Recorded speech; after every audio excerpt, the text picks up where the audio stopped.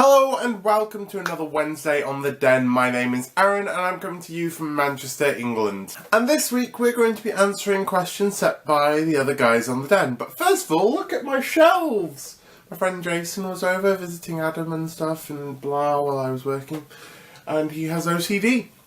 And he's organised all of my DVDs so that they're neat and tidy. Thank you, Jason! Love you!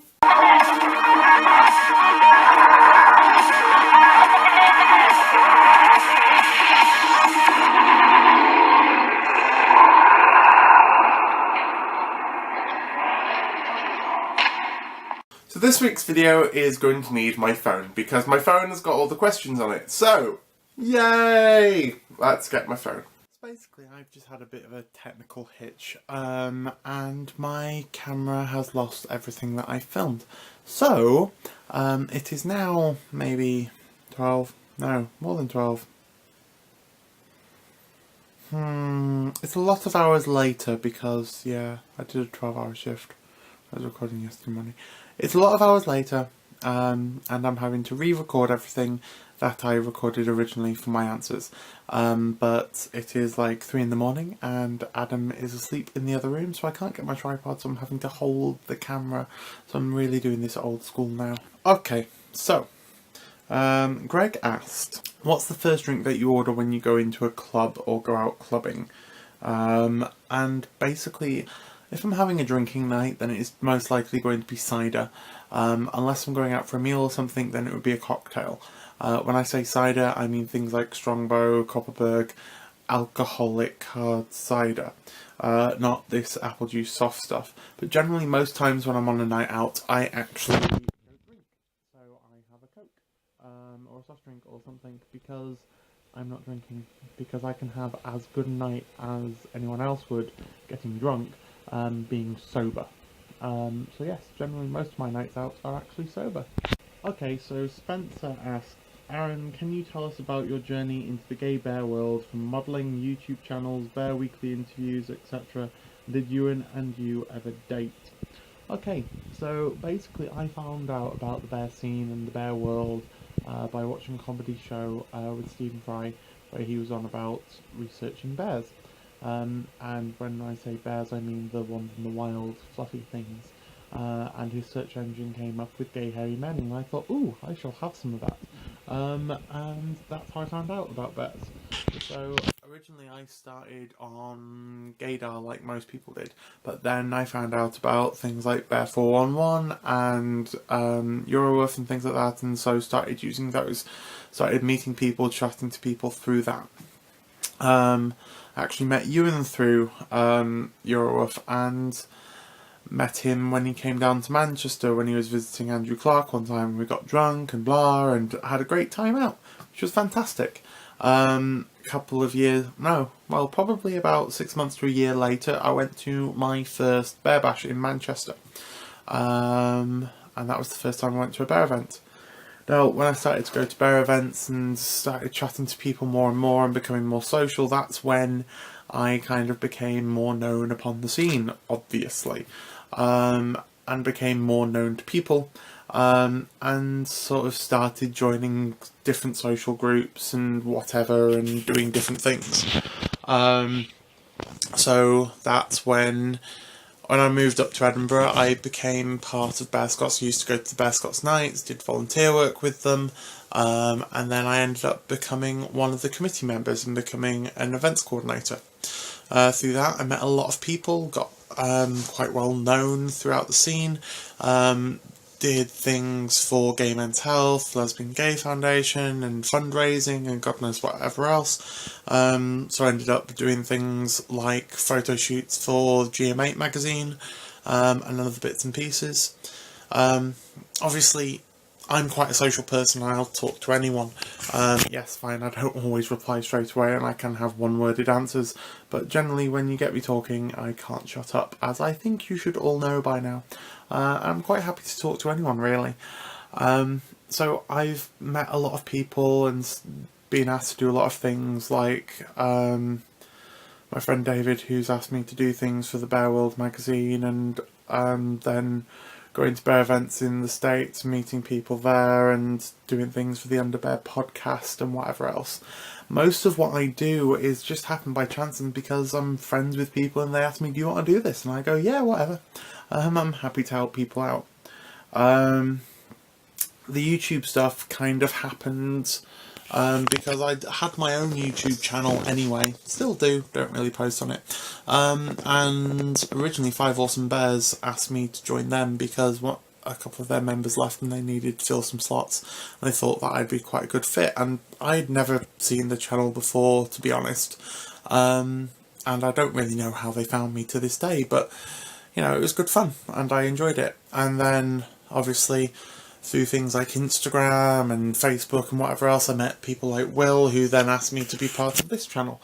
And so that's why I'm doing that. And I still do things like volunteer work for different bear events. And yeah, basically I'm just social and happy and give anything a go. So, but obviously I'm attracted to gay, hairy men of the bigger variety. And so that's my kind of journey into the bear world. And no, me and Ewan have never dated. Spencer, that question and answer was very long-winded, I'm sorry. Yeah, my other question answers aren't going to be so long. So Eric asked, Aaron, do you think Pizza Hut is forever or do you have big dreams beyond the hut? I wouldn't say that I've got big dreams. I'm kind of going with it at the moment, hoping that things may open because of it. I enjoy working in Pizza Hut. I enjoy working in a restaurant environment and a public service kind of ness because I like the amount of people. I like the challenges that it has. I enjoy the training sides of it. I would really like to go into something like HR, and more sort of like head office-y based, and do that kind of stuff, but at the moment I'm happy where I am. I've had ideas about things like going back into university and going to teach and teaching primary education because I'd really enjoy that, but in terms of the time and the money that it takes, it's not as easy as said as done, because I kind of rely on my income, and to become a student again I'd have to really tighten my belt and to the point where I wouldn't have any kind of life. You know, there's ideas of potentially moving to the States for a year, because I'm an American citizen and I'd like to take advantage of that. So, you know, I have thought about moving to the States for a year, and it is a possibility, but I don't know when that would happen, but it's always on the cards. I think I probably need to sit down and come up with a real plan of action again, because at the moment I'm kind of aimlessly walking through life. So Evan asked, Aaron, you can marry one but the other one dies, Sully or Wreck-It Ralph? I think I'd have to marry Ralph. Yeah. I mean, he's your traditional bear, really. I'll just get him to grow a beard. And to be fair, we can just skin Sully and turn him into a duvet for the bed or something. And then he's always there to hug us both. And why do I have to kill people? Mean. Although, if I killed Ralph, technically he would respawn and come to life again. So, perhaps I should keep Sully alive. I wonder. And lastly, Will quite obviously asks me about music. You're driving down the road and the song that is your absolute jam starts to play. What song are you singing at the top of your lungs? Now, I don't really have a song that is my absolute jam. It all depends on mood, where I'm going, what kind of things I've been listening to recently. I mean, you know, generally if Miley Cyrus' Fly on the Wall comes on, I will dance the shit out of it, and do steering wheel bongos and God knows whatever else. But you know, things like Vanessa Carlton is an amazing driving song. There's things like Avril Lavigne, I'm With You, which I totally sing the shit out of. You know, I think it really does depend on what mood you're in, to what song you are going to listen to and belt out, because one day you will listen to it and the next day you're just going to skip over it because you're not in the mood for it. So yeah, I'm sorry, I don't really have an answer for you though. Sorry. Yep, that's all of them. Okay, so hopefully I will see you next week. Next Wednesday? Yes? Good. Next Wednesday, I'm actually going to be flying to America. Oh my god, that's kind of creeped up fast. So yes, I'm going on a family holiday with my mum and my sister to Orlando, which is going to be kind of cool. Hopefully meeting up with some friends over there. But I will try and get the video recorded in England before I go, so you won't get the American footage until the week after. I'm sorry, but yeah, hey ho. Anyway, I hope you all have a wonderful rest of your week, and I will see you next Wednesday, either from England, the plane, or the States. I don't know. Let's see how it goes, shall we? And hopefully with no more technical glitches, because that would be awesome! Okie dokie. Right, I shall see you all next week. Goodbye!